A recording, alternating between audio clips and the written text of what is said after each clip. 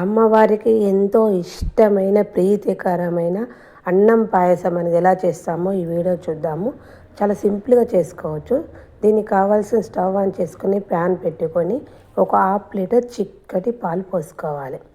Half litre మనం చిక్కటి పాలు పోసుకున్న తర్వాత పాలు అనేది మరగనివ్వాలి. మంచిగా ఇట్లా పొంగు వచ్చే వరకు మరిగించుకోవాలి. పాలు అనేది ఇట్లా పొంగు వచ్చే వరకు మరిగిన తర్వాత దీనిలోని ఒక కప్పు బియ్యాన్ని ఒక హాఫ్ అన్ అవర్ మొదలు నానబెట్టుకొని ఉంచుకోవాలి. వాటర్ అనేది తీసేసుకొని బియ్యం అనేది పాలల్లోకి మనం పొంగే పాలల్లోకి వేసుకొని ఒకసారి కలుపుకోవాలి. మనం అన్నం అనేది మనకు పాలల్లోనే రెడీ కావాలి.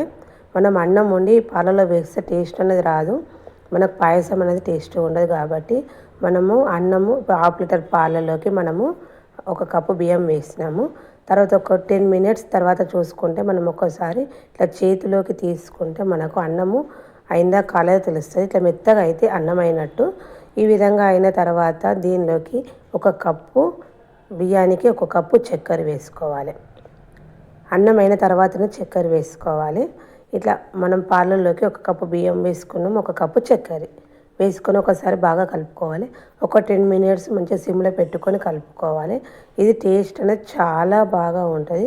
తర్వాత దీనిలోకి మనము వేయించిన డ్రై ఫ్రూట్స్ని వేసుకోవాలి. ఇట్లా మనకు అంత చక్కెర కరిగాక మనం వేయించుకున్న డ్రై ఫ్రూట్స్ని వేసుకున్న తర్వాత ఒక 2 స్పూన్ల నెయ్యి వేసుకోవాలి. మనం ఇంతకుముందు నెయ్యి వేయలే కాబట్టి ఇప్పుడు నెయ్యి వేసుకోవాలి. నెయ్యి వేసుకొని ఒకసారి మొత్తం చిక్కగా దగ్గరికి అయ్యే వరకు కలుపుకోవాలి. సిమ్లో పెట్టుకొని 5 to 10 మినిట్స్ కలుపుకుంటే మనకు ఇది చిక్కగా అయిపోతుంది. ఇలా మంచిగా చిక్కగా అయ్యే వరకు సిమ్లో పెట్టుకొని కలుపుకోవాలి. మనం కలుపుతుంటేనే దీని వాసన అనేది గుమగుమలాడుతూ చాలా బాగా వస్తుంది. ఇట్లా మంచిగా చిక్కగా అయ్యే వరకు కలుపుతుండాలి. పాలు అనేటివి మొత్తం మగ్గిపోవాలి. ఇలా చిక్కగా అయిన తర్వాత ఒక బౌల్లోకి తీసుకోవాలి. బౌల్లోకి తీసుకుంటే మనకు అన్నం పాయసం అనేది రెడీ అయిపోయింది. ఎంతో టేస్టీ గల అన్నం పాయసం, అమ్మవారికి ఇష్టమైన అన్నం పాయసం అనేది రెడీ అయిపోయింది. మీరు ఒకసారి ఈ విధంగా ట్రై చేసి చూడండి. చాలా సింపుల్గా ఒక 10 మినిట్స్లో రెడీ చేసుకోవచ్చు. చాలా టేస్ట్ ఉంటుంది. ఇలా ఎప్పుడైనా